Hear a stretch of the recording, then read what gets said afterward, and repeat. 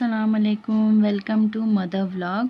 आज का ये जो वीडियो है मेरी उन प्रेग्नेंट बहनों के लिए बहुत स्पेशल है जो उम्मीद से हैं और जानना चाहती हैं बेबी बॉय के सिम्टम्स। तो मैं अपने पर्सनल एक्सपीरियंस से मैं जो अपना एक्सपीरियंस है वो शेयर कर रही हूँ।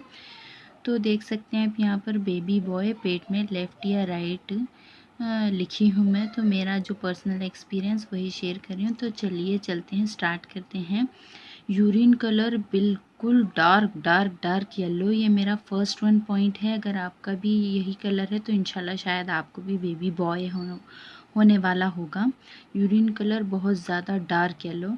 सेकेंड वन है, देख सकते हैं बेबी बॉय मुझे राइट साइड में बहुत ज़्यादा फील होता था और डे में बहुत कम फील होता था, नाइट में बहुत ज़्यादा राइट में ही फील होता था, जिससे मुझे करवट लेने में बहुत प्रॉब्लम होती थी। और थर्ड वन पॉइंट है, ये देखिए baby moment in right side. जी हाँ, मेरा बेबी फुल नाइट में मुझे राइट साइड में ही फील होता था, बिल्कुल भी लेफ़्ट में नहीं आता था, जिससे मुझे करवट लेने और सोने में बहुत सारी प्रॉब्लम्स फेस करनी पड़ती थी। मगर ये मेरा पर्सनल एक्सपीरियंस है। आपका कैसा एक्सपीरियंस है आप मुझे कमेंट कर ज़रूर बताइएगा। फोर्थ वन है, ये देखिए मोर एक्टिविटी इन नाइट। जी हाँ, रात जैसे ही रात होना स्टार्ट हो जाती थी मेरा बेबी फुल ऑन एक्टिव हो जाता है और फुल नाइट फुल एक्टिविटी करता रहता था, जिससे मुझे कई सारी प्रॉब्लम्स होती थी, पेट में चुभना, खाना नहीं खाया जाना वगैरह। बिकॉज़ ज़्यादा एक्टिविटी होने से पेट में दर्द भी होता था। ये मेरा पर्सनल एक्सपीरियंस है। और आधी रात को खाना खाना उठकर, जी हाँ, मुझे भूख बहुत ज़्यादा लगती थी तो मैं खाना भी आधी रात को उठकर खाया करती थी। ये भी एक मेरा पर्सनल एक्सपीरियंस है बेबी बॉय के सिम्टम्स में से। और खट्टा खाना, जी हाँ, मैं तो अचार इतना ज़्यादा खाया करती थी, मैं दिन रात अचार खाया करती थी, जिससे मेरे दाँत में सेंसिटिव हो गई थी। तो खट्टा, फुल ऑन खट्टा, कभी भी नाश्ते में खाओ, जो भी खाओ, मीठे के साथ भी कुछ सॉल्टी खाया करती थी। तो खट्टा बहुत ज़्यादा खाती थी, मुझे खट्टे की बहुत ज़्यादा क्रेविंग्स होती थी। तो ये देखिए 7 मंथ है, स्किन डल। अर्ली प्रेगनेंसी में मुझे स्किन इतनी ज़्यादा डल हो गई थी कि मैं थोड़ी ज़्यादा डार्क कलर की दिखने लग गई थी। तो सब कहने लगे थे कि मुझे, जो दादी नानी थे मेरे, कि शायद आपको इंशाल्लाह बेबी बॉय होगा। तो ये जो उनकी कही हुई ये बात कहीं ना कहीं 101% सही थी कि मुझे बेबी बॉय हुआ है।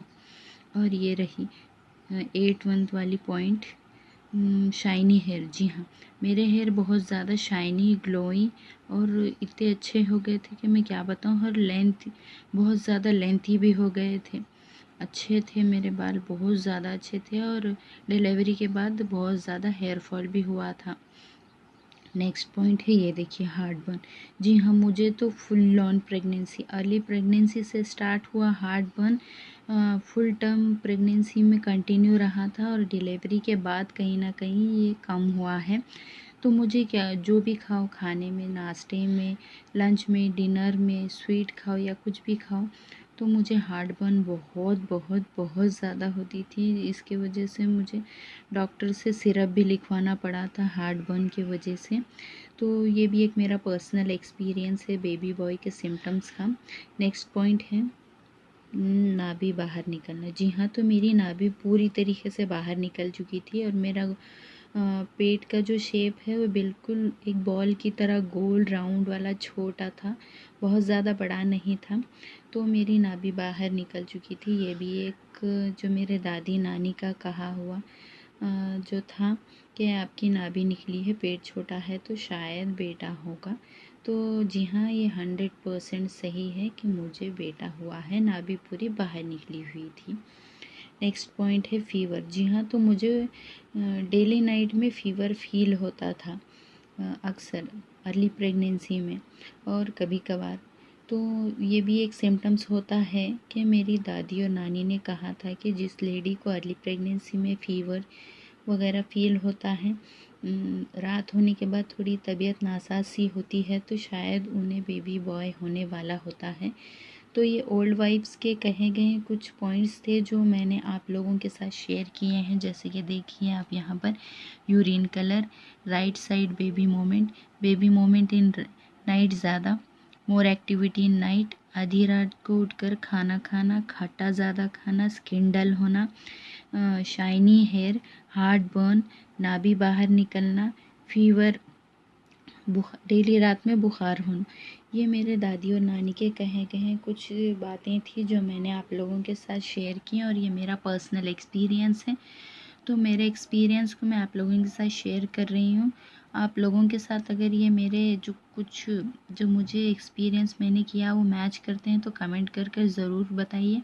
अगर जिसके नहीं भी मैच करते हैं तो आप बुरा ना मानिए। इंशाल्लाह नेक्स्ट टाइम अब उम्मीद से होंगी तो शायद आपको भी बेबी बॉय होगा। मैं उन बहनों के हक़ में ज़रूर दुआ करूँगी।